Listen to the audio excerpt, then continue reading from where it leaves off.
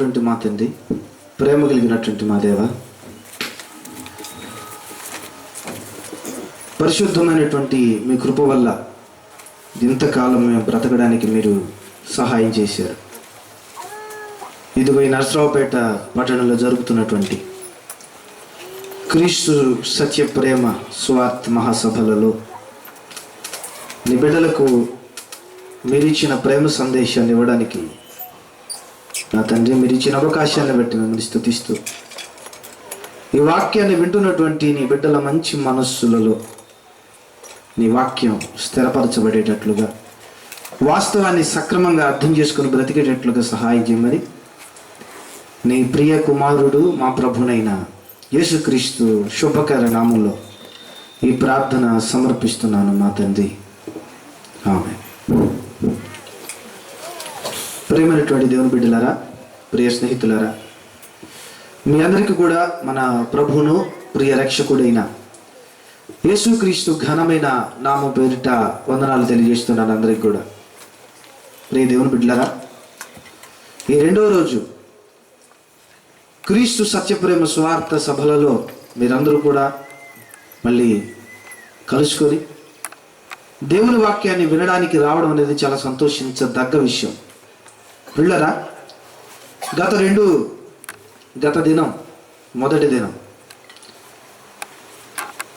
Seminar ద్వారా, సదస్సు ద్వారా, అలాగే సాయంత్రం పూట జరుగుతున్నటువంటి ఈ సభల ద్వారా మీ అందరి ముందుకు మా టీం అంతా రావడం జరిగింది. చాలా మంచిది. దేవుని వాక్యాన్ని ఈనాడు ప్రస్తుతం ఆ కాలంలో ఎన్నో చోట్ల విరివిరిగా ప్రకటించబడుతున్నటువంటి తరుణంలో ఈ నరసరావుపేట పట్టణంలో కూడా రొటీన్గానే అందరిలాగే వాక్యం చెప్పాలనే ఉద్దేశంతో మేము వచ్చామని దయచేసి అనుకోకండి. అలాగని ఇక్కడ ఏదో ఒక సంచలనాన్ని సృష్టించాలనే ఆలోచన కూడా మాకేమీ లేదు. అందరూ పెడుతున్నారు కదా, డబ్బులేమో ఎక్కువైపోయి పెట్టడం మాకు అసలే కాదు. ఎందుకు పెట్టడం జరిగింది అని అంటే, ఇప్పుడు అన్న సహోదరుడు చెప్పారు, మొబైల్ ద్వారా సువార్త అనేది ఉచితంగా వినిపించబడడం జరుగుతుంది. ఆ సువార్త వినబడుతుందన్న సంగతి నరసరావుపేట పట్టణ ప్రజలతో పాటుగా మరికొంతమంది సత్యాన్ని తెలుసుకుంటారు.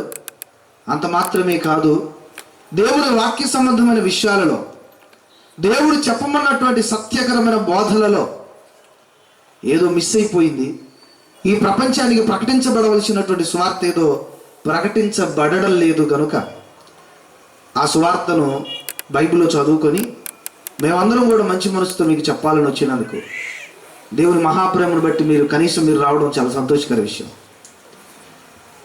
విచారకరమైన విషయం ఇంకోటి ఏంటో చెప్పమంటారా? నరసరావుపేట పట్టణంలో క్రైస్తవులకి ఏం కొదువు లేదండి, కదండి? క్రైస్తవులకి ఏం కొదువు లేదు.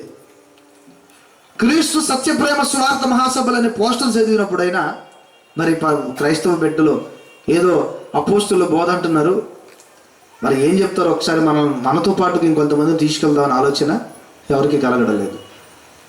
నిజంగా ఈనాడు క్రైస్తవ ప్రజల మధ్య ఒక విష సంస్కృతి పెరిగిపోవడం నిజంగా తలుచుకుంటుంటే చాలా బాధ అనిపిస్తుంటుందండి. క్రైస్తవ సహోదరుల మధ్య పెరుగుతున్నటువంటి విష సంస్కృతి క్రైస్తవ్యాన్ని విచ్ఛిన్నం చేస్తుంది అంటే మీరు ఖచ్చితంగా నమ్మితిరాలి. కారణం ఏంటంటే బైబిల్లో ఉన్నటువంటి వాస్తవ సంగతులు మరి వాళ్ళు చెబుతున్నది ఎంతవరకు వాస్తవం, వాళ్ళు పెట్టిన టైటిల్లో వాళ్ళు చెబుతున్నటువంటి బోధలో ఉన్న వ్యత్యాసం ఏమైనా ఉందా, లేకపోతే వాళ్ళు చెబుతున్నది కొత్తదా, లేకపోతే బైబిల్లో దేవుడు చెప్పమన్నదా, ఏంటో ఒకసారి చూద్దాం అనుకుని వస్తే ఎంత బాగుంటుంది చెప్పండి. కానీ ఎవరు కూడా ఆలోచించడం లేదు. అది బాధాకరమైన విషయం. సరే, ఏదేమైనా మీరందరూ వచ్చిన మీరందరూ దేవుని వాక్యాన్ని వినాలని మంచి మనసుతో మీరందరూ కూర్చోవాలని ప్రేమతో మీకు మనవి చేస్తున్నాను. పిల్లరా, ఈరోజు మనం టైటిల్ పెట్టుకున్నాం, ఈ సభల ద్వారా ఎక్కడ జరిగినా, ఈ ఆన్లైన్ టీం ద్వారా ఎక్కడ స్వార్థ సభలు జరిగినా ఖచ్చితంగా ఇదే టైటిల్ ఉంటుందని మీరు గుర్తించాలి. అంటే ఒక సంస్థ కాదు, మీరు గుర్తించడానికి ఒక మాట చెప్తున్నారు. ఏంటంటే క్రీస్తు సత్య ప్రేమ సువార్త సభలు. ఒకవేళ అక్కడ ప్రేమ మిస్ అయి ఉండొచ్చు, కానీ సహజంగా మాత్రం క్రీస్తు సత్య ప్రేమ సువార్త సభలు. ఈ క్రీస్తు సత్య ప్రేమ సువార్త సభలని ఎందుకు చెప్పడం జరుగుతుంది అంటే, నిజంగా యేసుక్రీస్తు వారి ప్రేమ సత్యమైన ప్రేమ. ఈ ప్రపంచంలో చివరికంటూ నిలిచే నిత్యమైన ప్రేమ ఏదైనా ఉంది అని అంటే ఖచ్చితంగా అది క్రీస్తు ప్రేమ మాత్రమే. మన తల్లిదండ్రులతో, మన బిడ్డలతో, లేకపోతే మనకున్న బంధుమిత్రులతో, ప్రాణానికి ప్రాణమైన స్నేహితులతో, ప్రేమించిన ప్రియురాలతో కాదు. మనందరి కోసం ప్రేమించి ప్రాణాలు పెట్టిన ఏకైక రక్షకుడి ప్రేమ అది. ఆ ప్రేమను గురించి ఆలోచన చేద్దాం. విన్నారా? ప్రేమ అంటే నిజంగా ఈరోజు నాకు కొన్ని విషయాలు గుర్తొస్తుంటాయి. ఈ రోజుల్లో సామాన్య ప్రజల మా పరిస్థితులు ఎలా మారిపోయాయంటే, యాంత్రికమైపోయింది ప్రజల పరిస్థితి. యంత్రాలు ఎలాగైతే బ్రతుకుతున్నాయో ఎవరి పనులు చేసుకున్నట్టుగా, వాటి పనులు చేసుకున్నట్టుగానే మనుషుల పరిస్థితులు కూడా మారిపోయాయి. ప్రతి మనిషి తమకు అవసరమైనట్టుగా పనులు చేసుకుంటూ వెళ్ళిపోతున్నారు. ప్రతి మనిషికి మధ్య ఉన్నటువంటి సంబంధ బాంధవ్యాలు కూడా అవసరాలను మించి ఉండడంలా. అవసరాలు లేకపోతే పోతాయి. అర్థమైందండి? అంటే అవసరాల కోసమే మనిషికి సంబంధం తప్ప, అవసరం అనేది లేకపోతే ఆ మనిషికి ఈ మనిషికి, ఈ మనిషితో ఆ మనిషికి సంబంధాలు లేవు. అంటే అర్థం ఏంటి? మానవీయ విలువలు, మనిషి యొక్క వ్యక్తిత్వం పతనావస్థకు వెళ్ళిపోయింది. చాలా చాలా భయంకరమైనటువంటి దీనావస్థకు దిగజారిపోయింది. ఇలాంటి విపరీతమైనటువంటి భయంకరమైన పరిస్థితుల్లో మనం ఉన్నాం. నిజంగా ఆలోచిస్తుంటే ఆ మహాదేవుడు క్రీస్తు 21వ శతాబ్దంలో, ఈ ప్రప్రథమ దశాబ్దంలో ఇప్పుడు దిగితే ఎట్లుంటుందో అనిపిస్తుందండి. ఎందుకంటే ప్రారంభ దశాబ్దంలో యేసుక్రీస్తు వారు ఈ భూమి మీదకి అడుగుపెట్టినప్పుడు ఆనాడున్న ప్రజల పరిస్థితులు చూసి యేసుక్రీస్తు వారికి చాలా బాధ అనిపించిందండి.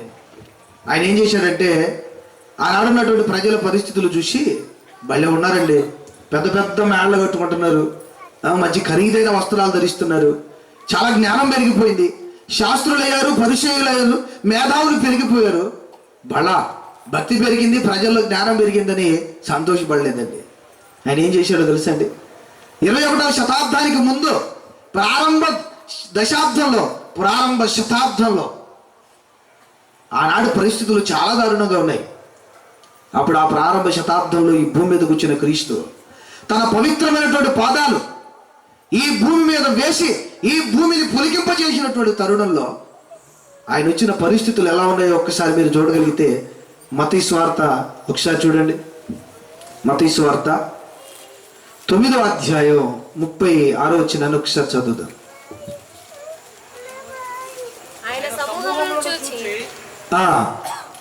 ఆయన సమూహాలను చూసి, అంటే ప్రజలను చూశాడు అనమాట. ఆయన ప్రజలను చూసినప్పుడు వారు కాపరి లేని గొర్రెల వలె విసిగి చెదరిపోయి ఉన్నారండి. అర్థమైందా? ఆనాడు ఈ భూమి మీదకి అడుగుపెట్టి తన పవిత్రమైనటువంటి పాదాలతో తిరుగుతున్నప్పుడు దేవుడు పంపించగా ఈ లోకానికి వచ్చిన ప్రభువు ఆనాటి ప్రపంచ ప్రజలందరూ ఒక్కసారి చూశాడంట కదండి. మిమ్మల్ని చూస్తే ఎలాగుంటుందో వాళ్ళను కూడా ప్రభు అలాగే చూశాడు. ఈరోజు మిమ్మల్ని చూస్తుంటే నాకు ఎలాగుందంటే, ఆల్రెడీ ఒక ఆయన చెప్పేశాడు, అయిపోయిందయ్యా, నువ్వు ఎంతవరకు చెబుతావో ఎంతవరకు మమ్మల్ని తింటావో అన్నట్టు కూర్చున్నారు మీరు కదండి. మీరు ముసుగులేస్తే ముసుగుతో పాటు తలతో పాటు ముసుగు వంగిపోతుంది. ముసుగు బొరువై వంగుతుందో లేకపోతే తల పడిపోతుందో అర్థం కావట్లేదు నాకు. ఆలోచించండి. అంటే బరువు మీకు మేమయ్యావో లేకపోతే ముసుగైందో అర్థం కావడంలా. ఇప్పుడు మీ పరిస్థితి చూస్తే ఏమో కానీ ఆనాటి ప్రజల పరిస్థితి చూస్తుంటే ప్రభువుకి కనికరం వచ్చేసిందంట, పొంగుకు వచ్చేస్తుంది గుండెల్లో నుండి. ఎందుకు చెప్పండి? వాళ్ళ డబ్బు చూసి కాదు, వాళ్ళ మేధో సంపత్తులు చూసి కాదు, వాళ్ళు అనుకున్నటువంటి ఆ యాజక సమూహాన్ని చూసి కాదు, వాళ్ళ ధర్మశాస్త్రంలో వాళ్ళకున్నటువంటి పాండిత్యాన్ని చూసి కాదు, వాళ్ళ భయంకరమైనటువంటి బ్రతుకులు చూసి. వాళ్ళకి నాయకులు లేరా? యూదులకు నాయకులు లేరండి? ఓ బోలెడు. అర్థమైందా? యూదులకు నాయకులు బోలెడు. దారిని వచ్చారనుకుని అత్తరు కొట్టేస్తారు, పైన లేపొకటి వెనక లేపొకటి, అత్తర్లు కొట్టి బయటికి బయలుదేరుతారు. ఆ వీధుల్లో బయలుదేరి వస్తుంటే అయ్యవార్లు చుట్టుపక్కల ఉన్న జనాంతా సలాములు చేస్తుంటారు. ఎవడైనా సలాము చేయకుండా పోయాడు అనుకోండి ఊరుకోరిక. అర్థమైందండి? వాడెవడు నేను దారిని వస్తుంటే నాకు నమస్కారం పెట్టుకుంటూ వెళ్ళిపోయాడు, ఒకసారి పట్టకరండి రోడ్డు అంటారు. ఎందుకు? వందనాలు కావాలి సమాజ మందిరాలలో. అలాంటి గొప్ప గొప్ప నాయకులు ఉన్నారు, మతాలలో నాయకులు ఉన్నారు, మత సిద్ధాంతాలు చెప్పే మేధావులు ఉన్నారు, శాస్త్రులు, పరిసయ్యులు, దీనికి తోడుగా ఇంకా సూపర్ మేధావులు సద్దుకయ్యులు ఉన్నారండి. అర్థమైందండి? శాస్త్రులు, పరిసయ్యుల మేధావులు అనుకుంటుంటే వాళ్ళని మించిన సూపర్ మేధావులు ఉన్నారు. వాళ్ళు ఎవరంటే సద్దుకయ్యులు అనమాట. ఇంగ్లీష్లో ఒక మంచి మాట ఉంటుందండి వాళ్ళ నుండి, షాడో సీన్స్ అంటారు వాళ్ళు. అంటే వాళ్ళని చూడటమే దరిద్రం అంటారు. అలాంటి భయంకరమైనటువంటి వ్యక్తులు ఉన్నారు అక్కడ. అలాంటి భయంకరమైన వ్యక్తుల మధ్య, నాయకుల మధ్య బ్రతుకుతున్న ప్రజలు వాళ్ళు. వాళ్ళని చూస్తే సామాన్యంగా ప్రభుకి ఎందుకు జాలిగాలి, వాళ్ళకి నాయకులు ఉన్నారు. ఇక రాజకీయ పరిస్థితులు చూస్తే అక్కడ కూడా రాజకీయ నాయకులు ఉన్నారు. అయితే ఏ నాయకుడు కూడా వారి మానసిక పరిస్థితి, వారి పరిస్థితులను ఆలోచించబడలేడండి. అందుకే ప్రభువుకు జాలేసింది. దేవుడిచ్చిన ధర్మశాస్త్రాన్ని చేతులు పట్టుకొని అదే ధర్మశాస్త్రాన్ని ప్రతి శనివారం, ప్రతి విశ్రాంతి దినాలను చదువుతూ ప్రజల పరిస్థితులు, వారి బాగోగులు తిండి తెప్పలు కాదండోయ్, వాళ్ళ మానసిక ఆధ్యాత్మిక సంబంధమైన విషయాలు, చచ్చిపోతే ఏమవుతావో తెలియని గందరగోళపు బ్రతుకుల మధ్య వాళ్ళ బ్రతుకులు సరిచేయాలని ఆధ్యాత్మవేత్తలకు లేదు, రాజకీయవేత్తలకు అసలే లేదు. వాళ్ళకి ఎందుకు కూడా చెప్పండి, ఓటైనా ఓటేస్తే నీ నెత్తి మీద పెద్ద బొచ్చి పెట్టేస్తారంటారు వాళ్ళు. అలాంటి ప్రజల మధ్య జాలి కలిగిన హృదయంతో ఆ సమాజం వైపు చూశాడు ప్రభు. కారణం ఏంటంటే ఆయనకు ప్రజల మీద ప్రేమ అండి, వల్లమాలిన ప్రేమ.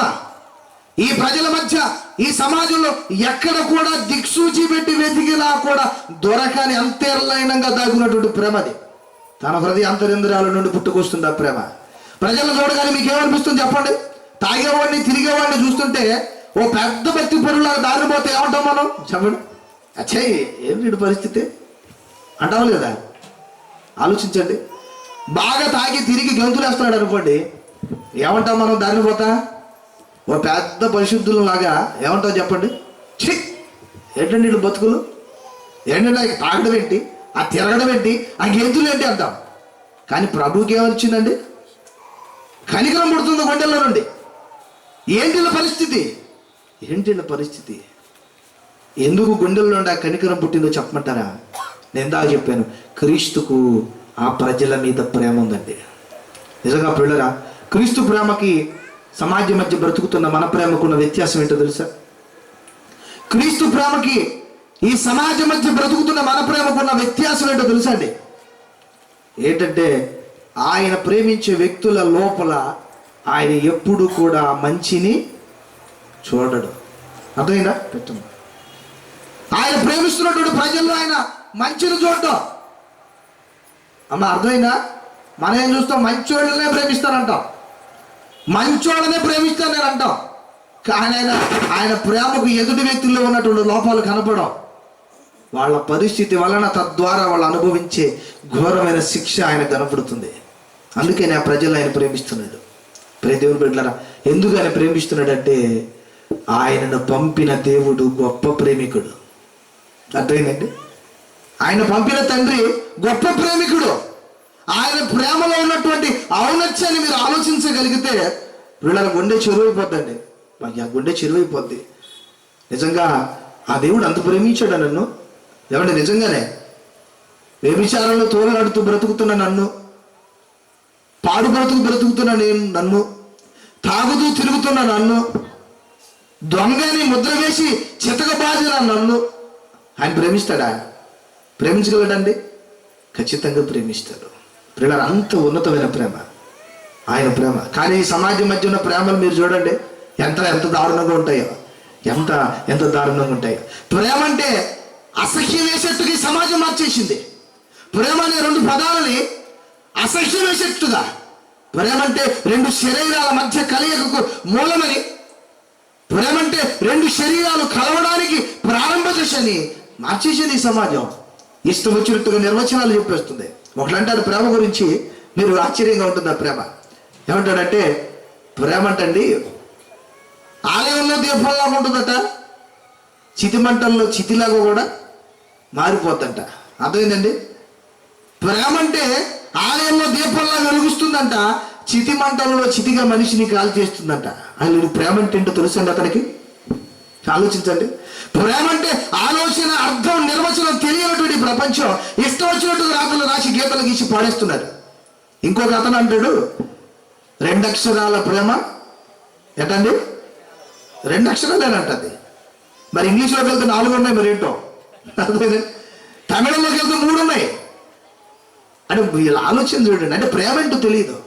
2 అక్షరాల ప్రేమ అంట, 2 ఉంటాయంట, 2 క్షణాలే. 2 ఉన్నాయి కదా తెలుగులో అని 2 పెట్టేశాడు ఆయన. మేధావులు, ఎంత మేధావులు పిల్లలు ఆలోచించారు. ఇంకొక ఆయన పిచ్చి ముదిరి తలగబట్టింది. ఆయన ఏమంటున్నాడంటే ప్రేమ అంట గిల్లండి, గెచ్చండి, కొరకండి కూడా అయినా ప్రేమేనంటాడంట. ఒకసారి గిల్లి చూడండి ఏమంటాడు చెప్పండి. ఒకవేళ ఆయన ప్రేమించినావే పిచ్చిది అనుకున్నాం, పడాలో రాగానే చేయబట్టి కొరికేసింది అనుకోండి, ఏం చేస్తాడు? పిచ్చిదాన్ని నిన్న నేను ప్రేమించిందని పారిపోతాడు. అవును కదా? ఆలోచించాలి మీరు. కానీ ఇతను ఏమనుకుంటాడు? గెల్లండి, గెచ్చండి, కొరికి చంపినా కూడా ప్రేమేనట. ఎంత దారుణం అంటే అది ప్రేమ కాదు. గిల్లితే ప్రేమ ఉండదు, దోమ ఉండదు, పారిపోతే. కానీ దేవుని ప్రేమ అనేది కాదు. ప్రియులరా, ప్రేమ అనే దానికి నిర్వచనం పెట్టి సమాజానికి అర్థం కాలేదు. నిజంగా ప్రేమ గొప్పది చాలా. ఎందుకంటే ఎందుకు దానికి అంత విలువ ఏర్పడింది అని అంటే బైబిల్ చెప్తుంది, ఆ ప్రేమకు నిదర్శనంగా ఈ భూమి మీద తనను తాను ప్రత్యక్షపరుచుకున్న ఒక మహోన్నతమైన వ్యక్తిత్వం బైబిల్లో సాక్షాత్కరిస్తుంది. ఆ బైబిల్ని మనం చదవగలిగితే, ఆ బైబిల్ని మనం ఆలోచించగలిగితే క్రీస్తు నిత్య ప్రేమ, సత్య ప్రేమ అని మీకు అర్థమైపోతుంది. పిల్లల, ఈరోజు క్రీస్తు యేసు సత్య ప్రేమ స్వార్థ సభలను ఎందుకు పెట్టవలసి వచ్చిందో తెలుసా? క్రీస్తు ప్రేమించే ప్రేమ ఈ సమాజంలో ఉన్న భ్రమకరమైన ప్రేమ కాదు. ప్రేమిస్తున్నానని చెప్పి సాయంత్రానికి చంపే ప్రేమ కాదు. ప్రేమిస్తున్నానని చెప్పి బిడ్డలను ఆహారదేశంలో కష్టపడి పెంచవలసిన బిడ్డలను కళ్ళ ఎదుట లేకుండా కనుమరుగు చేసేటువంటి ప్రేమలో కాదండి ఆయన ప్రేమలో. మహోన్నతమైన ప్రేమ అది. తరతరాలుగా ఈ సమాజాన్ని ఇప్పటికి ప్రేమిస్తున్నటువంటి గొప్ప ప్రేమ అది. ఆ ప్రేమకున్న అర్థం ఎందుకు అంత గొప్పగా మారిపోయింది అని అంటే బైబిల్ చెబుతుంది. 1 యోహాను పత్రిక 4వ అధ్యాయం 8వ వచనం ఒకసారి చదవండి. 1 యోహాను పత్రిక 4వ అధ్యాయం 8వ వచనం. దేవుడు ప్రేమ స్వరూపి. పిల్లరా, ప్రేమకు అంత గొప్ప ఔన్నత్యం రావడానికి కారణం ఏంటో తెలుసా? ఆ ప్రేమ అనేది దేవుడు తన స్వరూపంగా మార్చుకునేంతగా ప్రేమిస్తాడంట. అర్థమైందండి? ఇక్కడ మీరు ఆలోచించాల్సింది ఏంటంటే దేవుడు ప్రేమ స్వరూపం అంటే ఎలా ప్రేమ స్వరూపి కాగలడు? ఆలోచించండి అమ్మ, అర్థమైందా? ఇప్పుడు ఉదాహరణ చెప్తాను. దేవుడు ప్రేమ స్వరూపి అని అన్నాడు అనుకోండి, ప్రేమ అనే ఒక స్వరూపం ఉందా? ఉందండి. మరి ఎలా అన్నాడన్నమాట? దేవుడు ప్రేమ స్వరూపి అన్నావు, చదివేశం బాగానే ఉంది. ఈ మాట ఎందుకు వాడాడో మీరు ఆలోచించాలి. మీరేమంటారంటే ఒక వ్యక్తిని చూసినప్పుడు కానీ ఎప్పుడు పక్కన వాళ్ళ మీద ఏడుస్తున్నాడు అనుకోండి, ఎప్పుడు ఏడుస్తూ ఉంటాడు. అది బాగుపడితే ఓడ్చుకోలేడు, ఆడు బాగా డెవలప్ అయితే ఓడ్చుకోలేడు. ఇంట్లో ఫ్రిడ్జ్ కొన్నా ఏడుస్తాడు, కూలర్ కొన్నా ఏడుస్తాడు. అర్థమైందండి? చివరికి చేట ముక్క కొన్నా కూడా ఏడుస్తాడు. కారణం ఏంటి? వాడంటే ఏడుస్తాడు. అతని ఉద్దేశం ఏంటంటే ఎదుటి వ్యక్తి ఎవరు కూడా బాగుపడడం ఇష్టం లేదు. ఆ సత్యంగా ఈ వ్యక్తికి తెలిసింది అనుకోండి, ఏమంటాడు? ఏమండి, అతని నిలువెల్లా విషమేనండి, ఎప్పుడు విషమే. ఎందుకంటారా? ఎదుటి వ్యక్తి బాగుపడితే ఓర్చుకోలేతున్నాం. అలా భయంకరమైనటువంటి ఈర్ష్య స్వభావంతో నిండిపోయాడు. నిలువెల్లా విషమే అంటాడు. పిల్లరా, దేవుడు ప్రేమ స్వరూపి అని ఎందుకు అన్నాడు తెలుసా? దేవుని నిలువెల్లా ఏంటి చెప్పండి? ప్రేమే. దేవుని నిలువెల్లా ప్రేమే. ఎలా చెప్పగలండి? కోపం వచ్చి చంపేశాడుగా అంటారేమో. ఆయన ప్రేమ అర్థం చేసుకోవడానికి మన బుర్రలు సరిపోవండి. ఆయన ప్రేమను అర్థం చేసుకోవడానికి మన బుర్రలు అర్థం కాదు. చాలా మందికి అది తెలియదు. ఎందుకంటే ఆయన ప్రేమ యొక్క ఔన్నత్యం అంత గొప్పది. ఆయన కోపం వచ్చినప్పుడు చంపాడనేది మీరు చూస్తున్నారే, కానీ ఆయన ప్రేమ ఔన్నత్యాన్ని నువ్వు పుట్టక ముందు నుంచి నీ గురించి ఆలోచిస్తున్న విధానాన్ని ఆలోచిస్తే అర్థమవుతుంది. పిల్లరా, ఇందాక ఒక వ్యక్తి అన్నాడు చూసారా, ప్రేమ అంటండి ఏంటో ఎప్పుడంటండి 2 క్షణాలది. ప్రేమ యొక్క గొప్పతనం, ప్రేమ తన స్వరూపంగా దేవుడు ఎందుకు మార్చుకున్నాడు తెలుసా? ప్రజలను ప్రేమించడం అనేది తనకు అలవాటుగా, తనకు వ్యసనంగా ఎందుకు చేసుకున్నాడు తెలుసా? ఎందుకు చెప్పండి? పాపం చేసినా కూడా ప్రేమిస్తాడు. అంత వ్యసనం దేవునికి. ఒకడికి తాగుడు వ్యసనం, ఒకడికి తిరుగుడు వ్యసనం, దేవుడికి ప్రేమించడం వ్యసనం. ఎలాగో చెప్పంటారా? నువ్వు తప్పు చేసిన మళ్ళీ మళ్ళీ ప్రేమిస్తాడు ఆయన. అలాగని తప్పు చేసుకుంటే పోరా నాయన దీవిస్తాను అనడం, అర్థమైందండి. కానీ బ్రతుకున్నంత వరకు ప్రేమిస్తాడు, చస్తే ఆయనకి నీకు సంబంధం లేదు. బ్రతుకున్నంత కాలం నువ్వు మారాలి, మార్చుకోవాలి, ఎదురు చూస్తూనే ఉంటాడు. చాలామంది ఏమనుకుంటున్నారంటే, ఎవరైనా తప్పు చేశాను చచ్చిపోతానన్నావుగా, చాలాసేపు అయింది ఇంకా చచ్చిపోలేదు అంటున్నారు, అర్థమైందండి. నేను పాపం చేసి 2 నెలలు అవుతుంది అయినా చచ్చిపోలేదే, కాబట్టి దేవుడు తప్పు చేసినా కూడా నన్ను వదిలిపెట్టట్లేదు రోయ్ అంటున్నాడు. దేవుడు ఏం చేస్తాడు చెప్పండి, బతుకున్నంత వరకు నీకు ఒక డేట్ పెట్టాడు, అయిపోయేదాకా నీ జోడు రాడు, అర్థమైందండి. అంటే బతుకున్నంత వరకు నువ్వు ఊపవలసింది ఊపితే, చచ్చిపోయిన తర్వాత దేవుడు దొరపవలసింది దొరుకుతాడు. ఆయనకు ఒకటి డేట్ ఉంది, చచ్చే వరకు నీ జోడు రాడు, ప్రభు వచ్చేదాకా నువ్వు చచ్చేదాకా నీ జోడు రాడు. అందుకని ఏమంటున్నావు, టైం ఉంది కదా దేవుడు మధ్యలో నమ్ముకోవచ్చులేండి, ఎందుకంటే దేవుడు ప్రేమేశ్వరూపి అంటున్నాడు. ఆయన ప్రేమ యొక్క విలువ అర్థం కాలేదు సమాజానికి. అందుకని ఈ సమాజంలో ఒక మంచి నానుడు ఉందండి, ఏంటో చెప్పమంటారా, పాపికి చిరాయువు అంటుందండి, అర్థమైందండి. పాపికి ఏమంటుందంట సామెత, పాపం చేసేవాడు ఎక్కువ రోజులు బతుకుతాడు అంటారు. ఎందుకంటే ఆడ ఎక్కువ రోజులు ఎందుకు బతుకుతాడంటే ఎక్కడైనా బుద్ధి తెచ్చుకుంటాడని. దానిలో ఉన్న దేవుని ప్రేమ అంత గొప్పదండి. ఈ ప్రేమ 2 క్షణాలకు ముందు పుట్టింది కాదు. దేవుడు ప్రేమ స్వరూపి అని, నిలువెల్ల ప్రేమ ఉందని, ఆయన ఇంకా ప్రజలను తప్పు చేసిన ప్రేమిస్తున్నాడని, ఆయన ప్రేమ యొక్క గొప్పదానాన్ని చెప్పడంలో బైబిల్ యొక్క ఉద్దేశం ఏంటో చెప్పమంటారా, ఆ ప్రేమ అనేది తల్లిదండ్రులకు బిడ్డలు పుట్టినప్పుడు నుండి ప్రారంభమయ్యే ప్రేమ కాదండి. తల్లిదండ్రులకు ఎలాంటి ప్రేమ పుడుతుందండి, పుట్టగానే వచ్చేస్తుంది, పుట్టి చేతుల్లో పడగానే బిడ్డల మీద ఎంత ప్రేమ అండి, ఎంత ప్రేమ. ఎందుకంటే రే ముక్కు నీలాగే ఉంది, అమ్మ ముక్కు నీలాగే ఉంది, నోరు నీలాగే ఉంది, కాళ్ళు అచ్చం చివరెళ్ళన్నీ నీలాగే ఉన్నాయే అంటారు. చూసిన ప్రతివాడు అలా ఉన్నా లేకపోయినా నీ పోలికి అంటారు. అందుకని ఏం చేస్తారు, గుండెలోని ప్రేమ పొంగుతుంటది కదండి. ఎంత గొప్ప ప్రేమ, ఎంత ఉన్నతమైన ప్రేమ కదండి.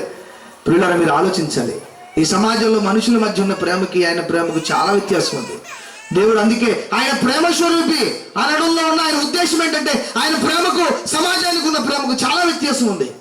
మనం అవసరాల కోసం ప్రేమిస్తాం, అవసరాలు తీరితే హతమారుస్తాం, అర్థమైందండి. ఎంత దారుణమో. ఈ మధ్య ఒక వీధిలో జనమంతా గుంపులుగా ఉన్నారండి, చాలా గుంపులు ఉన్నారు. ఏంటా అని అందరూ వెళ్ళి చూస్తే అందరు నోట్లో గుడ్డలు పెట్టుకుని ఏడుస్తున్నారు. ఏంటి వీళ్ళు ఎందుకు ఏడుస్తున్నారు ఏం అర్థం కాలేదు. వాళ్ళు గుంపుగా చేరిన తర్వాత దగ్గర కుప్పతొట్టు ఉందండి, ఏముందండి, ఒక పెద్ద కుప్పతొట్టు ఉంది. వీళ్ళు ఎందుకు ఏడుస్తున్నారు అర్థం కాకుండా ఆ చుట్టుపక్కల ఉన్న ప్రజలు ఎందుకు ఏడుస్తున్నారో చూస్తే, ఆ కుప్పతొట్టులో ముక్కు పచ్చలారని 3 రోజుల క్రితం పుట్టిన చిన్న బిడ్డ ఉందండి, అదేనండి. మీరు ఆలోచించండి, అంటే తల్లి ప్రేమ ఎంత గొప్పదో ఆలోచించండి. ఎక్కడో తిరగరాని చోట తిరిగి చేయరాని పాపము చేసి తన కడుపును పుట్టిన బిడ్డ మీద బాధ్యత లేకుండా సుఖం తీర్చుకోవడానికి బాధ్యత రహితమైన బ్రతుకు ఎలా బ్రతికిందో, అయిపోయింది బరువు వదిలించుకుందామని బిడ్డను కూడా అలాగే చేసేసిందండి. తల్లి ప్రేమ అంత గొప్పతో చూడండి. దేవుడు అంత గొప్పగా చెప్పాడంటే ఆయన ఉద్దేశం ఏంటి, తల్లి కడుపులో పుట్టిన తర్వాత కూడా ఒక తల్లికి ప్రేమ పుట్టలేదు, తల్లి కడుపులోంచి పుట్టిన తర్వాత కూడా తల్లికి ప్రేమ పుట్టలేదండి. ఇంకో ఉదాహరణ చెప్పమంటారా, ఈ మధ్య ఒక తల్లి ఏం చేసిందంటే, హైదరాబాద్ పట్టణంలో 2 నెలల క్రితం జరిగిన సంఘటన. ఆమె ఏం చేసిందంటే బాగా నిద్ర వచ్చేస్తుందండి. అప్పుడప్పుడు ఇసిగిస్తుంటారు కదా పిల్లలు, పాపం ఆ రోజు ఆ పాప బాగా ఇసిగిస్తుందంటే నిద్రపోరాడల్లా బిడ్డని, ఆ తల్లిని. అప్పుడు ఆ బిడ్డని ఆ తల్లిగారు ఏం చేసిందో తెలుసండి, ఇసిగిస్తుంది కదా పాపం, ఆ 12 గంటలు నిద్రలేదు తల్లికి, చాలా బాధపడుతుంది, చాలా బాగా కష్టంగా ఉంది ఆమెకి. అలాంటి క్లిష్ట సమయంలో ఆమె తీసుకున్న ఒక అద్భుతమైన నిర్ణయం ఏంటో చెప్పంటారా, ఆ బిడ్డను అలాగే పట్టుకొని ఇక మాట్లాడకుండేట్టుగా శాశ్వతంగా నోరు మూసేసిందండి.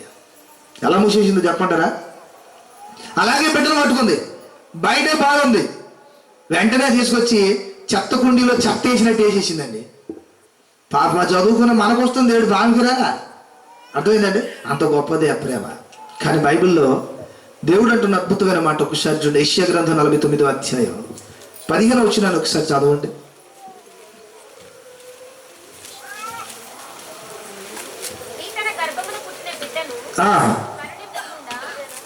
మా స్త్రీ తన గర్భమున పుట్టిన బిడ్డను కరుణించకుండా చట్టి బిడ్డను మర్చిపోద్దా?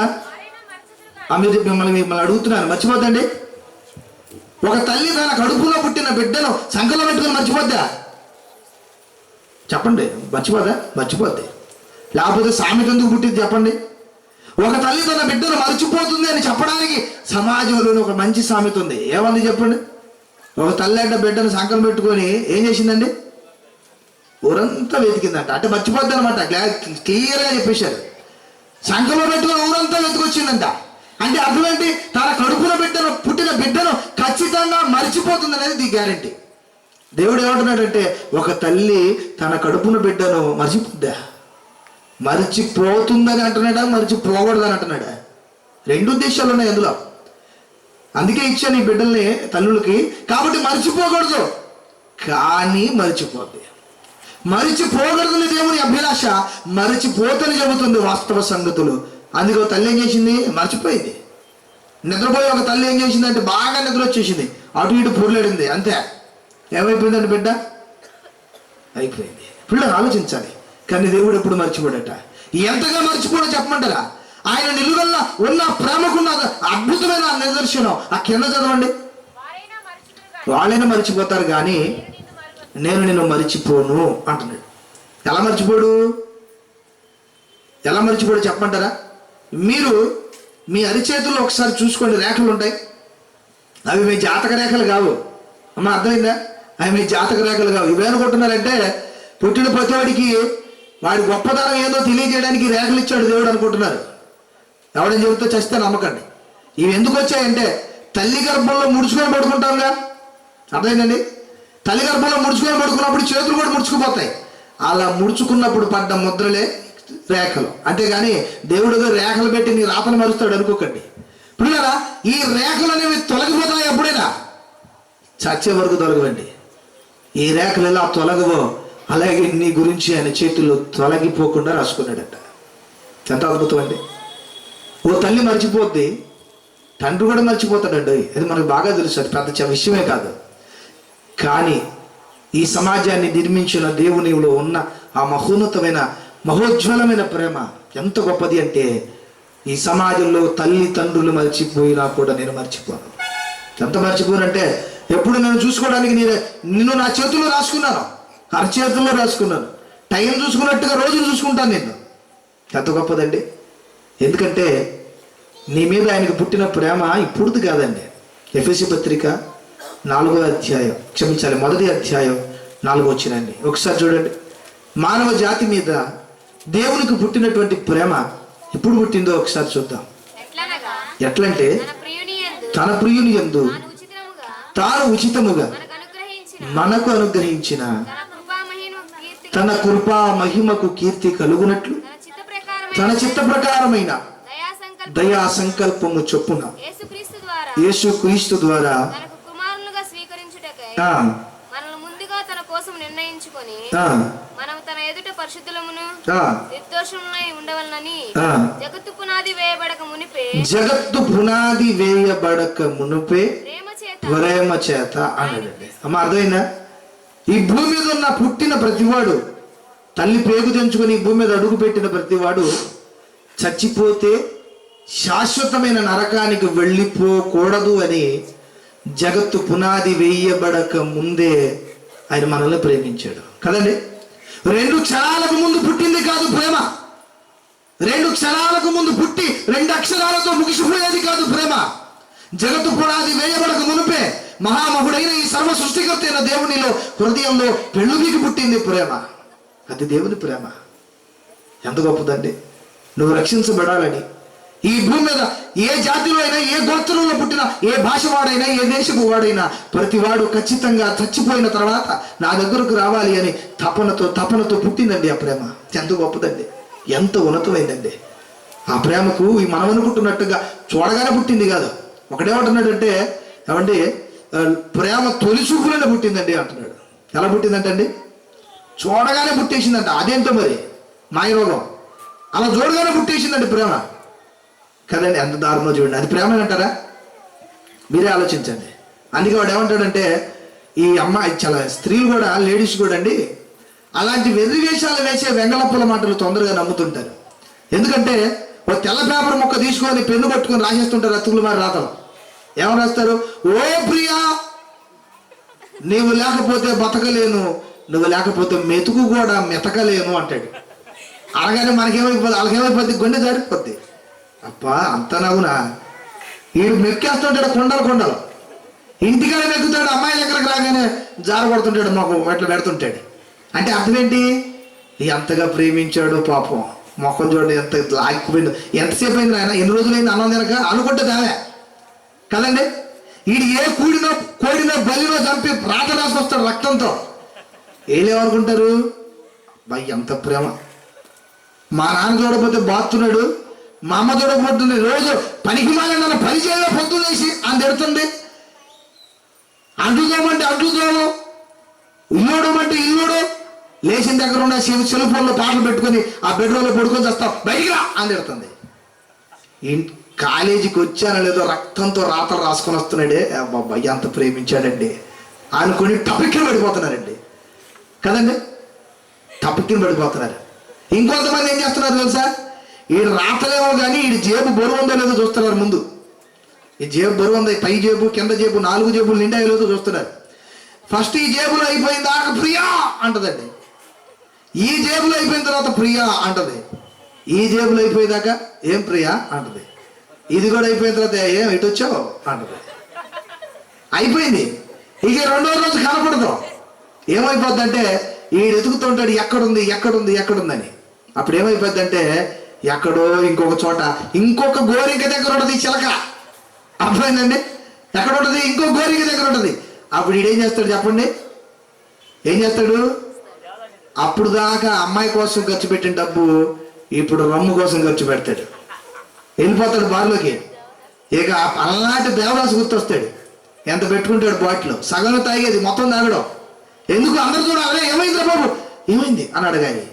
అప్పుడు చెబుతాడు, నన్ను మోసం చేసిందిరా అని కదండి. అతుకులు మారి రాతలకు పడిపోతారు. అమ్మాయి వేసుకునే డ్రెస్సులు చూసి ఆ చికపక నడకలకు పడిపోతుంటారు కదండి. రే దేవుడు బిడ్డారు, ఆలోచించాలి ఎంత దారుణమైన అది ప్రేమ. వీళ్ళు అన్నట్టు అది ప్రేమ అయితే ఆ ప్రేమ దేవునిది కాదు. ఒకవేళ అది ప్రేమ కాదు కానీ జగత్తు పునాది వేయబడక ముందు పుట్టిన ఆ ప్రేమకు విలువేంటో మీకు అర్థమైందా? ఈరోజు పోస్టర్ల వెనుక ఈ సహోదరులు కష్టాన్ని ఎందుకు దాచిపెట్టి సువార్త అందించాలని ఆ తాపత్రయం ఎందుకు పెడుతున్నారో తెలుసా? మిమ్మల్ని వాడు ప్రేమించారు కాబట్టి. వాళ్ళు ఎందుకు ప్రేమించారో తెలుసా? జగత్తు పునాది వేయబడక ముందే సర్వసృష్టికర్త అయిన దేవుడు అతనిని ప్రేమించాడని అర్థమైంది కాబట్టి మిమ్మల్ని ప్రేమించడానికి బయలుదేరారు వీళ్ళందరూ. పాపం ప్రసాద్ గారు వాళ్ళ టీము, విజయన్ గారు, ఫిలిప్ గారు, వాళ్ళందరూ కూడా 4 రోజుల నుంచి నిద్ర లేకుండా ఇంత ఏర్పాట్లు ఎందుకు చేశారో తెలుసా అండి? పాపం వీళ్ళు వాక్యాన్ని వినడానికి వచ్చారు. వచ్చి వినేటప్పుడు మంచు పడుద్ది. పాపం మంచు పడితే నిద్రపోలేరని వేయలేదండి వీళ్ళు. అర్థమైందండి? మంచు పడితే నిద్రేం పోతారు, అటు కదులుతారు, ఇటు కదులుతారు, అటు కదులుతారు, ఇటు కదులుతారు. అందుకు అయినా మంచు పడేటప్పుడు కూడా కనీసం చెదరకుండా కదలకుండా దేవుని ప్రేమ గురించి వినాలి. క్రీస్తు నిలిపే నిత్యమైన సత్య ప్రేమ విని బ్రతుకు మార్చుకోవాలి. మార్చుకుంటారా? ఏం మార్చుకుంటారో చెప్పండి. ఇంటికి వెళ్ళిన తర్వాత బట్టలు మార్చుకుంటారు, అది ఈజీగా ఈ బట్టలు పక్కన వేసేసి కంపు కొడుతున్నాయని ఇంకో బట్టలు వేసుకుంటారు. కానీ ఇంటికి వెళ్ళి బ్రతుకు మార్చుకున్న వాళ్ళు ఆలోచన చేస్తారేమో ఆలోచించండి. ప్రియులారా, లేదండి, చాలా తప్పు. దేవుని ప్రేమ చాలా గొప్పది. ఎందుకంటే ఈ ప్రేమ మనుషుల నుండి పుట్టింది కాదండి. ఎవరి నుండి పుట్టింది ఇది? 1 యోహాను పత్రిక 4వ అధ్యాయం 7వ వచనాన్ని ఒకసారి చదువుదాం. ప్రియులారా, ప్రియ సహోదరులారా, మనం ఒకరినొకరు ప్రేమిద్దాం. ఎందుకో చెప్పమంటారా? ఎందుకంటే ప్రేమ ఈ సమాజంలో సినిమాల నుండి పుట్టింది కాదు, ఒక చూపులో పుట్టింది కాదు, మనుషులు ప్రేమించాలనుకుంటే ప్రేమించడం వల్ల పుట్టింది కాదు, 2 అక్షరాలలో ఇమిడి ఉన్నది కాదు. ఆ ప్రేమ దేవుని మూలముగా పుట్టింది. ఎంత అద్భుతం అండి! అందుకే ఆయన నిలువెల్లా ప్రేమ కలిగి నిరంతరము నిలువెల్లా ప్రేమతో నిండిపోయి ఎన్నో వందల కోట్ల సంవత్సరాల నుంచి ప్రేమిస్తూనే ఉన్నాడు. మీరు ప్రేమించగలరా? ఆలోచించండి. మిలిటరీకి పోయి సంవత్సరం కూడా రాకపోతే ఇంకొకరిని ప్రేమిస్తున్నారు. ఈరోజు ప్రేమిస్తున్నారా లేదా? ఆలోచించండి. లేకపోతే పని నిమిత్తం 2 రోజులుంటే ఇంకొకరు ప్రేమిస్తున్నారు. పనికి పోయి బావి రోజులు పెట్టి ఇంకొకరు ప్రేమిస్తున్నారు. కానీ కొన్ని కోట్ల సంవత్సరాల నుండి మనల్ని ప్రేమించాలని ఎదురు చూస్తున్నాడు ఆయన. ఎంత అద్భుతం అండి! అదే ప్రేమను పుణికి పుచ్చుకొని భూమి మీదకి అడుగు పెట్టాడు క్రీస్తు. అదే ప్రేమను పుడికి పుచ్చుకొని ఈ లోకంలోకి అడుగుపెట్టాడు క్రీస్తు. ఎందుకో చెప్పమంటారా? ఎందుకు వచ్చాడు అనుకున్నారు ఈ భూమి మీదకి? ఈ భూమి మీదకండి యేసుక్రీస్తు వారు ఎందుకు వచ్చాడంటే, ఏమనుకున్నారు నేనంటే అనుకుని ఈ భూమి మీదకి వచ్చి 4 అద్భుత కార్యాలు చూమంత్రకాలి అని చేసి వెళ్ళిపోయడానికి వచ్చాడు అనుకుంటున్నారా? కాదండి. ఎందుకు వచ్చాడు చెప్పంటారా? దేవుని ప్రేమ ఎంత గొప్పదో చెప్పి, ఆ ప్రేమ దేవుని బదులుగా మనందరినీ ప్రేమించి తన ఉన్నతమైన ప్రేమను మనకు రుచి చూపించడానికి వచ్చాడు. ఆయన కానీ ఈ భూమి మీదకి రాకపోతే నిజంగా నేను ఖచ్చితంగా చెప్పగలను, ఇక్కడ కాదు ఎక్కడైనా చెప్పగలను, ఒక మనిషి మా తోటి వ్యక్తిని ఎలా ప్రేమించాలో అక్షర రూపంలో తప్ప ఆచరణ రూపంలో తెలుసుకుని ఉండేవాడే కాదు. అర్థమైందండి? నేను వల్లే నీ పొరుగు అని ప్రేమించమన్న ధర్మశాస్త్రపు మాట ఇచ్చినట్టుగానే 1000 సంవత్సరాలు గల మూలన పడిపోయి తుప్పుపట్టేది. కానీ ఈ లోకంలోకి క్రీస్తు రాగానే దాన్ని దూజు దులిపి దానికి పని పెట్టాడు యేసుక్రీస్తు. అందరిని ప్రేమించాడు కదండి. కుష్ఠరోగిని ప్రేమించాడు, పిచ్చోళ్ళని ప్రేమించాడు, దెయ్యాలను పెట్టిన వాళ్ళు ప్రేమించాడు, వ్యభిచారిని ప్రేమించాడు. అబ్బోయ్, ప్రేమకి ఇన్ని రూపాయలు ఉన్నాయా కదండి. మనం ఎలా ప్రేమిస్తాం? 1000 రూపాయలు డ్రెస్ చేసుకొని టిక్కు నడిచి కులుకుతున్న వ్యక్తులు చూసినా ప్రేమిస్తాం మనం, అవునా కాదా? అవి చూసావరా, ఇలా బట్టలు ఎంత బాగున్నాయి, నేను చేసుకుంటే ఆయన మేనేజ్ చేసుకుంటారా అంటాడు. ఎందుకురా? అంత ప్రేమ పొంగింది, వాళ్ళ అమ్మకి వాళ్ళ నాన్నకి లేని ప్రేమ అప్పుడే వచ్చింది ఎందుకు అంటే, వీడికి ఏం చెబుతాడు చెప్పమంటారా? ఏందోరా నా మనసు ఉండలేకపోతుంది చూసిన దగ్గర నుండి అంటే. వీడు చెప్పేది ఏంటంటే, అందులో మళ్ళీ త్యాగాన్ని మిళితం చేస్తాడు. త్యాగాన్ని మిళితం చేసి పాపం ఆమె కళ్ళ మీద పడ్డానికి వీడు నానా తిప్పలు పడుతుంటాడు కదండి. అప్పుడు దాకా చెరిగిపోయిన చుట్టూ ఉండేవాడు ఈరోజు ఏమో 4-5 దువ్యాన్లు కొని అరిగిపోయేదాకా గుదుగుతూ ఉంటాడు. మొహం ఎలా ఉన్నా పట్టించుకోనివాడు అరచేతి మందంలో పోస్తాడు, బాగా తెల్లగా పూసి రోడ్డు మీద బయలుదేరుతాడు. అప్పటిదాకా మామూలుగా నడిచేవాడు నడక మారిపోద్ది కదండి. ఎలా నడుస్తాడంటే, అప్పుడు దాకా ఈ తిక్కులాడి వాటిని చూడగానే ఏమైపోద్ది, అడ్డలో పడిపోద్ది, తక్కువ పడిపోద్ది. ఇప్పుడు అలాంటి ప్రేమలు కాదండి ఇవి, అలాంటి పనికిమాలిన ప్రేమ కాదు అవి. ఈ లోకానికి వచ్చి ఆయన ప్రేమించిన ప్రేమ గొప్పది, ఆయన మూలముగా పుట్టిన ప్రేమది. ఈ రోజుల్లో సమాజంలో ఏమంటున్నారంటే, ప్రేమ అంటే ఏమనుకుంటున్నారండి? ఈరోజు ప్రేమకు అత్యద్భుతమైన ప్రపంచంలో ఉన్న నిదర్శనం ఏంటో తెలుసా? తాజ్ మహల్ అంటున్నాడు. ఏంటండి ప్రేమ అంటే?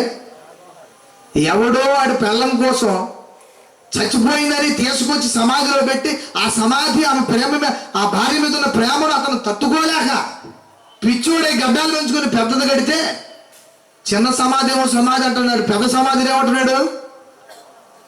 ఏమంటున్నాడండి? ప్రేమకు చిక్కనమాట సమాధి అది సమాధే. మీ సమాధిని కూడా పాలరాతితో కట్టండి, రేపు అందరూ వచ్చేస్తారు. అరే పలానాడు సమాధి అంట బల్లే కట్టాడు రా, రేపు టోకెలా పెడతారు నీకు తెలియకుండానే. అది చూడాలంటే డబ్బులు కట్టాలంటారు. అర్థమైందండి? డబ్బు కొన్న విలువ. ఇంకొక రచయిత ఏమన్నాడు తెలుసండి? విప్లవాత్మకమైన రచయిత, మామూలు రచయిత కాదండి, విప్లవాత్మకం. ఆయన ఏమన్నాడంటే, బాగా ఆలోచించాడు పాపం. ఎంత దాకా ఆలోచించాడంటే, సగం దాకా వచ్చాడు, పూర్తిగా రాలేదు. ఎంత దాకా ఆలోచించాడంటే, కట్టించినోడు కాదురా, కట్టించినోడి దగ్గరికి వెళ్ళాలనుకున్నాడు. ఒక రాత రాశాడు, తాజ్మహల్ నిర్మాణానికి రాళ్ళెత్తిన కూలీలు ఎవ్వరు అన్నాడు. రాళ్ళు కట్టించిన రాజు కాదు ఆయన, రాళ్ళెత్తిన కూలీలు ఎవరు? ఏంది శ్రమకి బలం, శ్రమ లేకపోతే ప్రపంచం లేదన్నాడు. మీరేం ఆలోచించాలి? తాజ్మహల్ నిర్మాణానికి రాళ్ళిచ్చిన రాజా, రాళ్ళెత్తిన కూలీయా? కూలీని చూడమంటున్నాడు. ఎలాగుందంటే మీకు ఉదాహరణ చెప్తాను. దారి వెంట పోతున్నాం అనుకోండి, ఓ పెద్ద గొంతు ఉంటుంది. అప్పుడు తెలివిగల్లో ఏం చేశారంటే, ఓ బోర్డు పెట్టారు, గొంతుంది చూసి వెళ్ళము అని. ఓ మహామేధావి ఏం చేశాడంటే, బండి వేసుకొని ధర్మం వచ్చేసాడు. వచ్చి అక్కడ ఆగి, ఇదేంటి పోయేవాడిని ఏదో బోర్డు రాశాడని, గొంతుంది చూసి వెళ్ళము అన్నాడని బండి దిగి గొంత దాకా వెళ్ళిపోయి, పాపం ఆయన రాసింది ఎందుకు కాదాలనుకున్నాడేమో, గొంతను చూసి వెళ్ళిపోతున్నాడట. అర్థమైందండి? ఏం చేశాడు? గొంతును చూసి వెళ్ళము అంటే ఏనేం చేస్తున్నాడు చెప్పండి? గొంతనంట దగ్గర దాకా పోయేవాడు కూడా ఆగి బండి స్టాండ్ వేసి గొంత దాకా వెళ్ళి, ఏముందబ్బా ఇందులో చూసి వెళ్ళమన్నాడని చూసి వెళ్తున్నాడట. అలాగుంది పరిస్థితి. అర్థమైందండి? ఈతలో రాళ్ళను చూడమంటున్నాడు, కట్టినోడిని చూడమంటున్నాడు, కానీ ఆ రాళ్ళని ఇచ్చినోడిని మాత్రం చూడమంటల్లా. అర్థమైందండి? ఆ రాళ్ళను నిర్మించిన వాడు, ఈ భూమి మీదకి దాన్ని పుట్టించిన వాడు, ఆయన వెనకున్న ప్రేమ అర్థం కావడల్లా. 4 రాళ్ళు తీసుకెళ్లి సమాజం మీద కడితే కట్టించునోడు, దాన్ని నిర్మించినోడు కావాలండి ఈ సమాజానికి. ఎంత అజ్ఞానం ఆలోచించండి బిడ్డరా. కానీ దేవుని ప్రేమ అంత అలాంటిది కాదు. ఈ లోకంలో ప్రతి అవసరతను తీరుస్తూ ఈ సమాజాన్ని ప్రేమించాలన్న మహోన్నతమైన ఉజ్వలమైనటువంటి ప్రేమను చూపించాడు ఆయన. ప్రియులారా, అదే ప్రేమను ఈ సమాజం మీద చూపించాడు. ఎంత చూపించాడు? అంత చూపించాడా? ఇప్పుడు అంత చూపించాడా? ఎంత చూపించాడో. మీ బిడ్డల మీద మీకు ఉన్న ప్రేమ, ఏమంటే మీ బిడ్డని, మీ కొడుకుని ఎంత ప్రేమిస్తున్నారు మీరు అంటే ఏం చెప్తారు మీరు? చెప్పండి. నా బిడ్డ మీద ఉన్న ప్రేమ ఓ తల్లి, ఓ తండ్రి ఎంత చెప్పగలరండి? ఎంత ఉందని ఎలా చెప్పగలం? ఎంతో అంటారు. దానికి అర్థం పర్థం ఉండదు. అర్థమైందండి? ఏమంటారు? ఎంతో అంటారు. అంటే అర్థం ఏంటి? అంత ప్రేమించారనే. అంత ఎంత ప్రేమించారో చెప్పమంటారా? పాలు తాగుతున్నప్పుడు అర్థమైపోద్ది మనకి ఎంత ప్రేమించారో. ఇప్పుడు బాగా పాలు తాగుతుంటాడు అనుకోండి, అల్లలోడు ఊరుకోడు, ఏం చేస్తాడు? తాగి